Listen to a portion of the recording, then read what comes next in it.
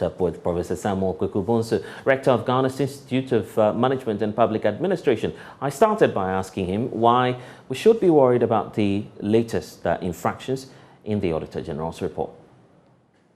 Professor Samuel Bonsu, thank you for talking to Joy News. You're very welcome. The Auditor General is reporting that financial infractions are costing the taxpayer about 17.4 billion Ghana cedis. It represents about 36% increment in terms of the infractions that were recorded last year.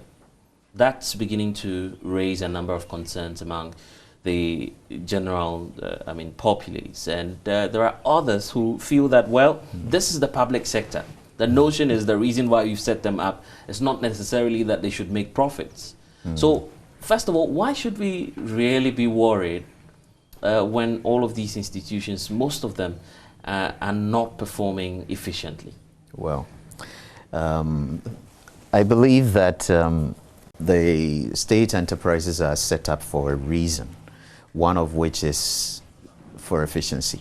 If nothing at all, they are to be examples for others to follow, so that the state dictates or determines the path for which efficiency can be pursued, or by which efficiency can be pursued. So I'm surprised that people would say that because they are public, they should not be efficient. Their goal is not profit seeking. Their goal is to seek profits in some cases. And we can distinguish between public and private goods. So if we are producing shoes, maybe for that case, there would be the need for profitability. The cost efficiencies and other administrative efficiencies are necessary really to ensure that the government derives some revenues from these activities. We pay people to work there. We incur various costs to get the output that we need. I can understand when we talk about water or electricity, the public goods. But for any other enterprise, I would argue that making a profit should be an essential component of the output. But we know the narrative in the public sector. Yeah. The same old story here, isn't it? It is. But why would anybody set up a company? Right? Whether it is state or an individual. The state has a role to serve the individuals in the country, the citizens of the country. And of course, setting up the business is intended to create jobs. How are you going to maintain those jobs if you're not profitable? Right? So that we shouldn't be spending sort of, I distinguish between expenses and investments.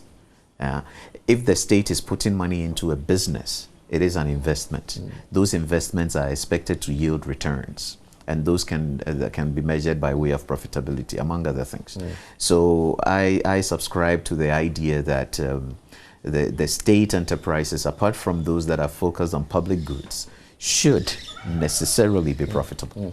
Let's try and do some diagnosis. Obviously, you have some understanding into the public sector. Of course, you've been training quite a lot of students as well. So we're fortunate to be having you here just to help us in that exercise. What do you see as that challenge, in fact, the biggest challenge for the public sector? There are lots of challenges. One of them, I believe, is interference. Interference in the management of these enterprises. And interference comes in a diversity of forms. There are political interferences, there are family interferences, there are, corporate interferences, traditional leadership interferences.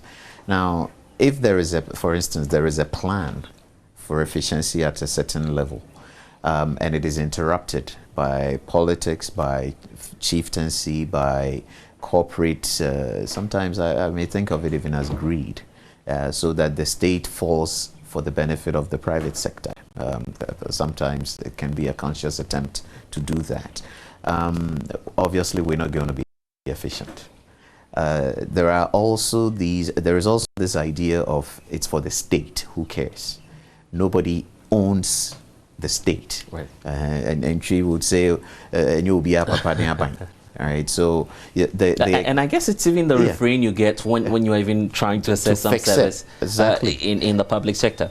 Because I remember at some point I was doing something that was to benefit the state. And it involved so much time and effort on my part that people were asking what the benefit was for you. Because you are going to be bringing home something to them. Right. But clearly that was not the intent. You know, it never was the intent, and never be the intent, because it is the state's benefit for which I was doing that. Now, many of us don't think of the state as a reasonable, realistic entity. You know, but that is how the government raises money to do the many things that it does. So we have to be conscious of that and not think that because it's not a physical entity, we should exploit it for our personal benefit. Because we are exploiting it to our own disadvantage. That is why we'll have terrible roads going to our homes. That's why we will not be able to fund the farmers in the rural communities who need that support to be able to feed us. Right. You know, so the interference is one of them. The other thing that could be possibly a problem is that there are too many people in the system, and that contributes to the efficiency. We spend a lot of money taking care of many in the system whose contributions are negligible. Are you by this point saying, well, the public service is overpopulated? That will be my argument, yes. You know, because you can look at the public purse. And the information that we get from various sectors, various economic sectors, both local, which is our government and the various agencies of government that produce these statistics, and the international markets that look at us. And nobody is disputing the fact that we have a seemingly overburdened public sector.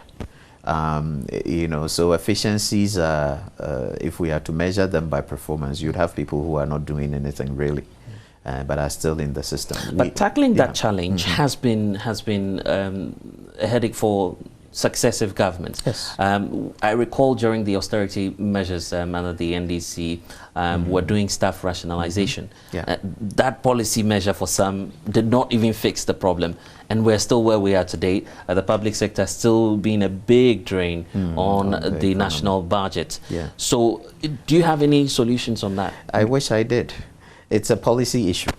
Right, so the powers that be should make a conscious effort to look at how we can make the sector, or the public sector, more efficient by tackling, you know, the real issue, part of which is, I think, the overpopulation in the sector. So what contributions do people really make when they are placed in the public sector? Right? Are they contributing, or are they just a drain? So some people go to work and they come home with nothing to show for the day's work, but we have to pay them because they are employed in the system. Right? Those things have to be reviewed. And I know, for instance, that the Office of Civil Service has initiated this process of improving the assessment of performance, and it's having some effect. You know, there are some lessons we can pick up from there to see how we can improve the performance output that we get from the public sector. So some of these decisions are, you know, clearly political decisions to be made, and the boldness required to them. We have a 4-year political cycle or election cycle in this country. By the time you go through the exercise of identifying who should be redeployed, what was the term in the 1980s? Adjustments. Adjustments. Right. Your time is up and you have to go. And then the next government decides to not follow that path. And then they have to go back and essentially reinvent the wheel. So we have the cycle of constant assessments without implementation. You know, it's sad, and I say this, it's sad that people have to go home. You know, because what are they going to be doing? What are they going to feed their children with? How are they going to educate their children and all that? But it is sadder, I think, if we are not able to afford it, and for their benefit, the whole country suffers. You know, so but if you ask them to go home, they are going to meet an outstanding number out there, because you do agree that unemployment is also another challenge that may be created, because we may be piling up the numbers. Yes, but I think that we may be better off with looking at letting them go, creating an efficient system that will in the long run bring about efficiencies that will support those who are home. We can look at creating jobs for them. We can look at alternative paths to livelihoods, alternative livelihoods for them. We have this idea in Ghana that it is the government's responsibility to create jobs. You can call me what you want, but I believe that it is the government's responsibility to create an environment where jobs can be created. So the government's role is not to create jobs. It depends on which side of the economic ideology you hold. But generally, I feel that it is the government's job to create a facilitating environment, and then individuals create the jobs.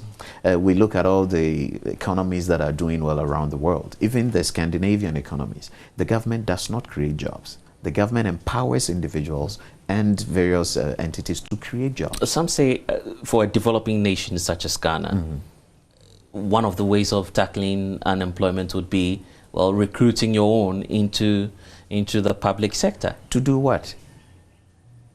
What is the purpose of employment? To do what? Right? If we are to take them in just because we can say they have a job, then sure. Or at least your institutions are not fully built, so you still have that laxity to feed them in to correct or to build the systems that we need. Absolutely, right. but for what purpose? What is the end game, so to speak? What is the end game? If we are just bringing in people just for hiring's sake, we have a big problem.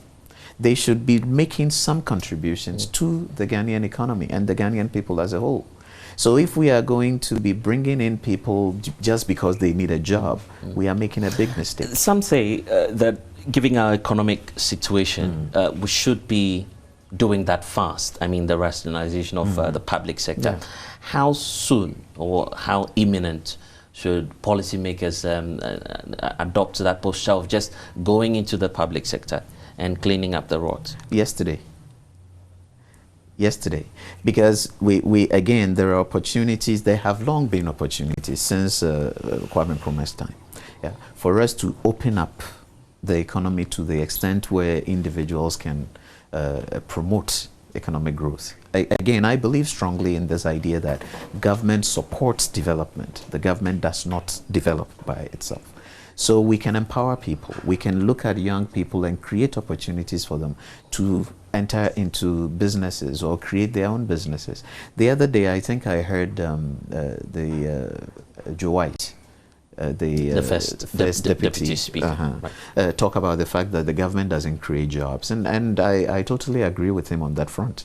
You know, that the government's role is to help many of us create jobs that would bring in or hire the young people and all the others who need jobs. You know, if we start thinking that it is an entitlement for the young people, and I'm pointing to myself now, that it is our entitlement, that the government should take care of us by creating jobs for us, but we are making a mistake. You know, people feel that they don't have to do anything. You know, and forgive me for perhaps going religious in this or taking a religious turn on this matter, where somebody could go to church 5 days a week praying for a good living. It's not going to happen. Doesn't work that way. It doesn't work that way. You know, even God himself, he worked. When he was creating the world, he had to speak. He had to take Adam's rib. This is work. Could he not have just spoken to say, let there be a woman, and there would be a woman? Why did he have to set Adam to sleep and then take it? There is work. And those of us, the religious types, the Bible itself talks about the fact that he who the hand does not work should not eat. So if you decide that your only job is to go to work, is to go to church Mondays to Sunday and pray all you want, you can pray all you want. The days of manna are gone. See, we should be sitting in our businesses, our offices, our shops, our workplaces, working, and then backing it up with prayer.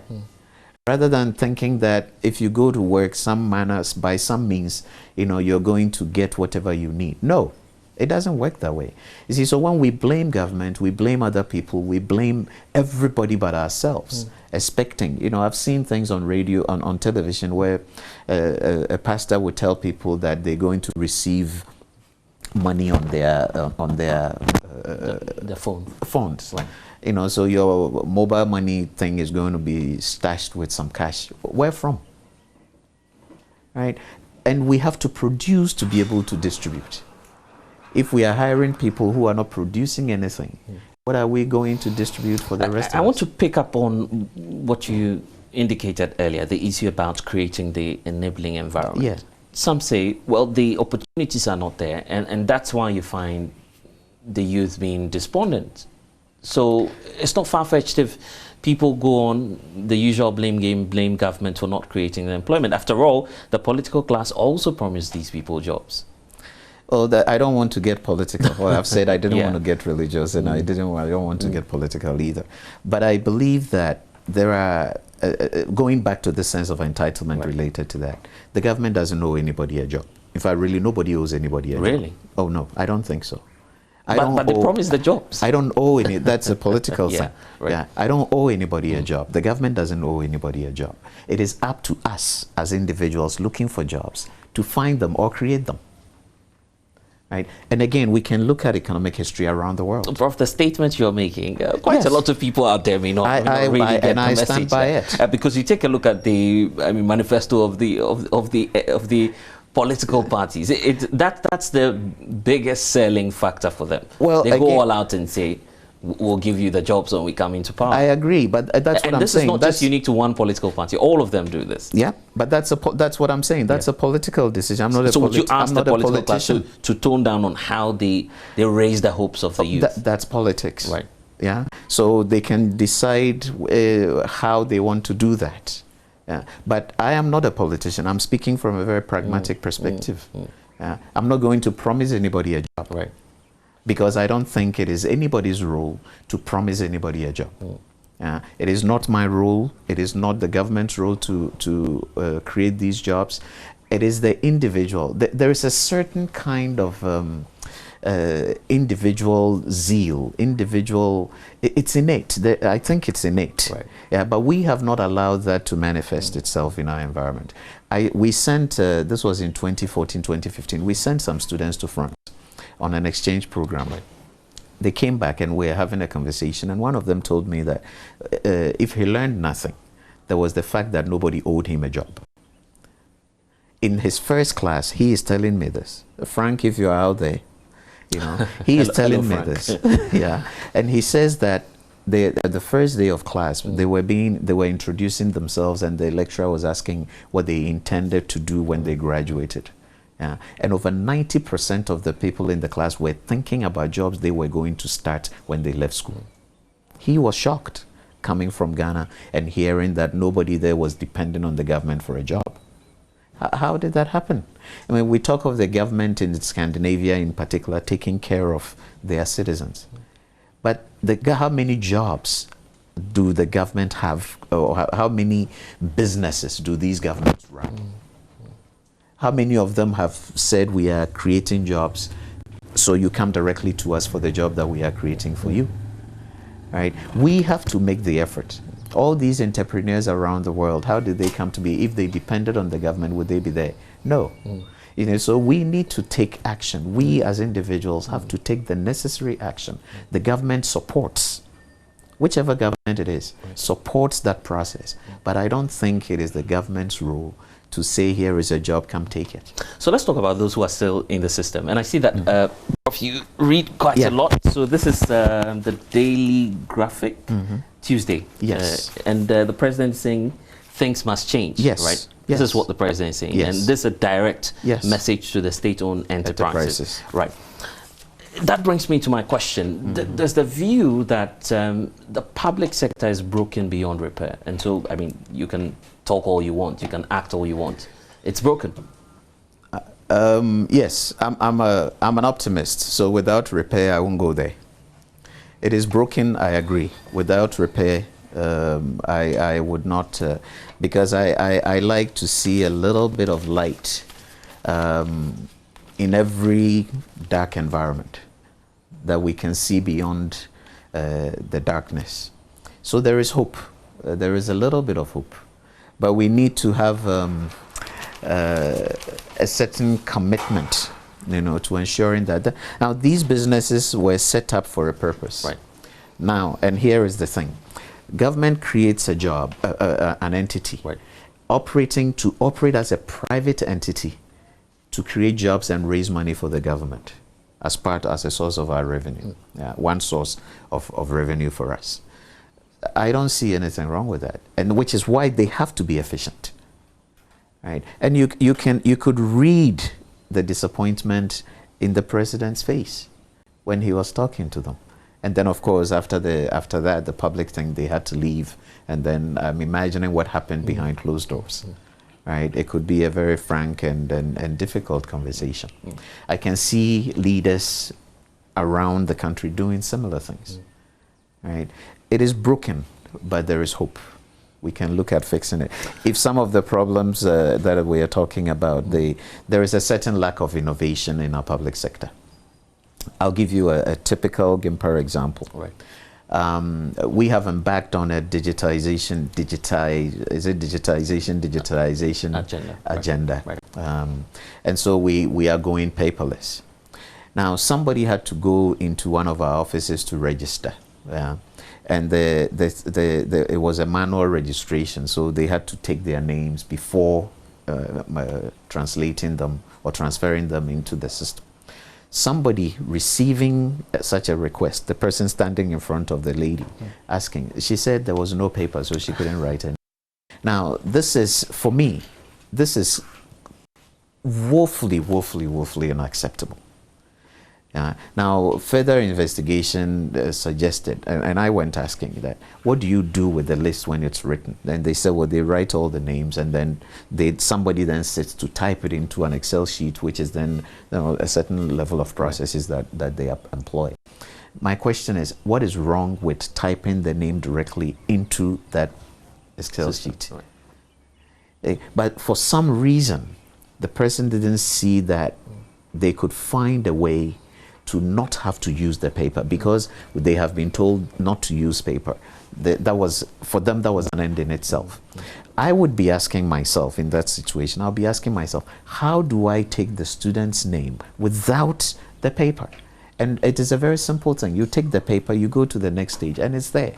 See, and this is a very simple example to illustrate the point, that you go into many of our public institutions, and it's the same thing. There is a regime for activity, and many of us just stick to that activity.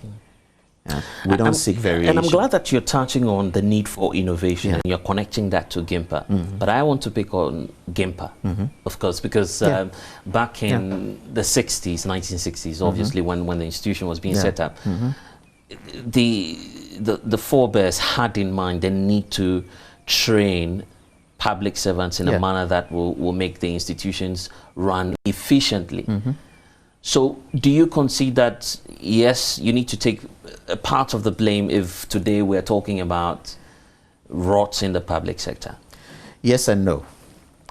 Yes, in the sense that we have not lived up to the fully, we have not lived up fully to the mandate that was given to us in 1961. Right. We've come a very long way. We've done quite a good job, and we are continuing to try the best we can to ensure that. So on that front, yes. But on the other side, we can look at it this way. At some point, GIMPA was the only place civil servants or public servants came to be trained to go into the service. Now there are so many entities, so we do not totally control the system in that way. People are training left and right. There is the Institute of Local Government. There is just behind us here, there is the Foreign Service Institute of Foreign Service or Foreign Service Institute.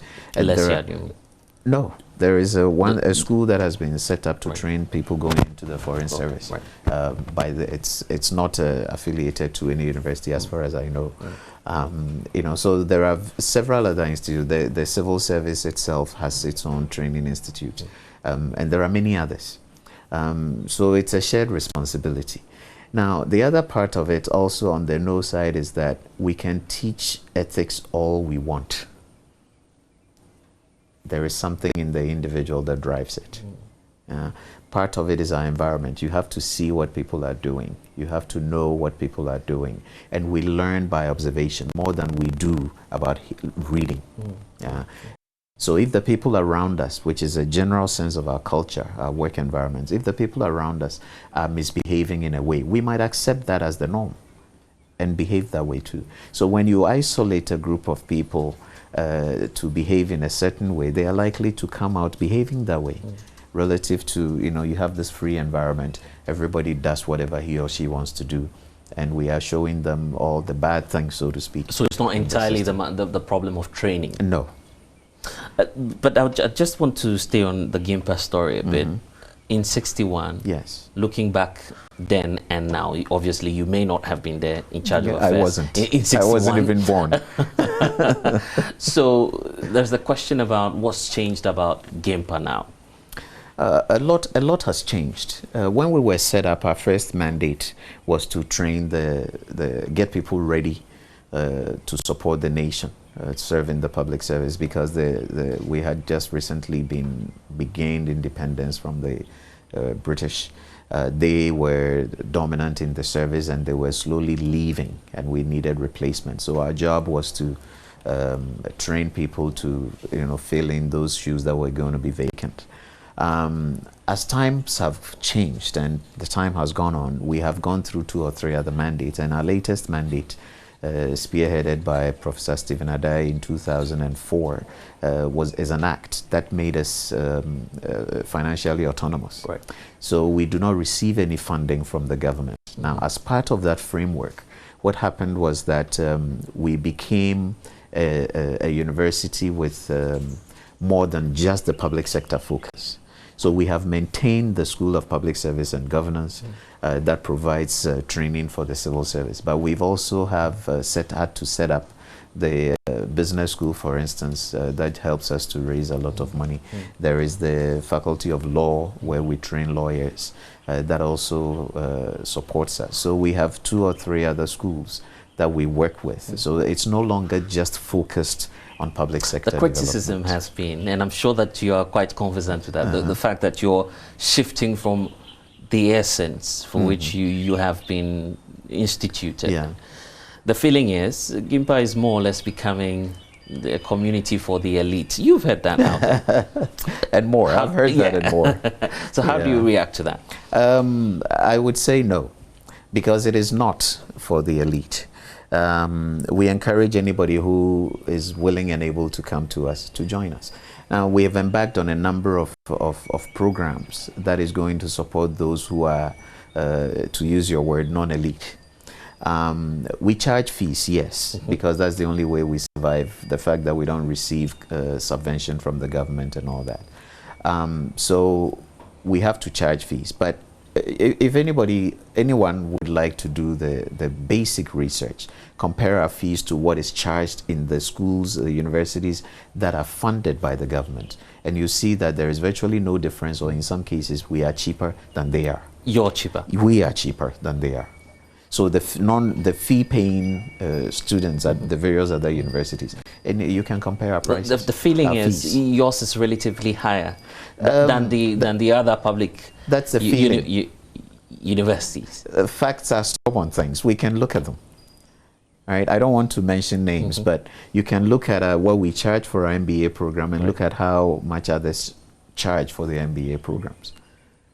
So what do you say to prospective students who walk up to you? I'm sure you've met some of them, and they walk up to you and say, "Well, I had the intentions of applying, but my challenge is, well, I didn't have the money." Well, let me start by answering that in a different way. We have scholarship programs that we run here. We are collaborating with a few other agencies to introduce other scholarships that we run here. My ideal situation, and I've said this publicly in many other, when I've had the opportunity in many other places, is that if I had my way, undergraduate education at Gimpa would be totally free. Undergraduate would be totally free. Because I feel that education as a foundation of this country should be accessible to everybody who is capable of going through it. Yeah. So we've initiated various things. We've set up an endowment fund with that purpose in mind, or at least part of the purpose in mind. We've initiated various scholarship programs with that in mind. All things being equal, in January we are welcoming 75 to 100 students who are going to be coming to us, brilliant but needy students who would otherwise not be able to come to GIMPA, who are joining us for free. Individuals and organizations have committed to support us, and then we are also How going did you to work put, that out? It wasn't that complicated, if you ask me. I just talked to a few people around here over the years.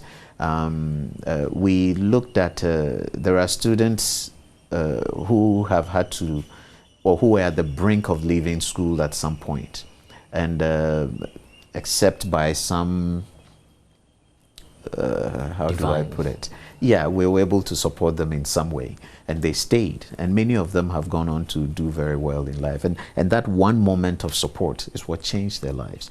On the radio, on television, you often hear about students who have excelled at their WASI exams and are still living the lives they led prior to that because they cannot afford to go to school. We would like to contribute to moving some of those students out of that situation. We know we cannot solve all the problems. To do that. So it's how we came to that idea, and I've been approaching various individuals.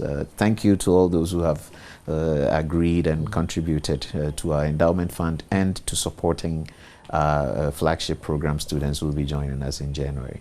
So it's just thinking through, talking to people, refining the idea, talking to people, refining, talking to people.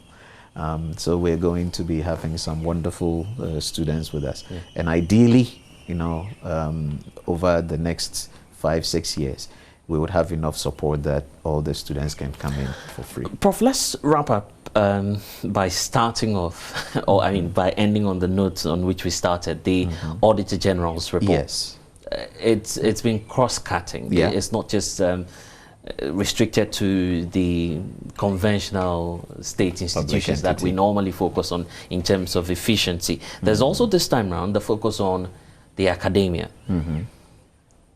I was surprised to find out that premium universities, some of them well-renowned, were running programs that were not accredited. You talk about the University of Ghana, Kwame Nkrumah University of Science and Technology, programs in excess of 300, right, that the Auditor General is telling us about, that these programs were not accredited. So when we are talking about inefficiency, some would say, let's also try and sanitize academia. Are you open to that idea? The idea of sanitizing academia, yes, but if there is something to sanitize, that's the question. Okay. Now, I know the fourth or fifth estate, you know, the media plays a significant role in the establishment and maintenance of our democracy, totally. But sometimes we have to be careful, the sensationalism. Yeah.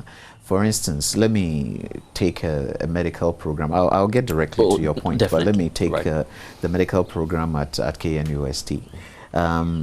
They were there before the accreditation system began.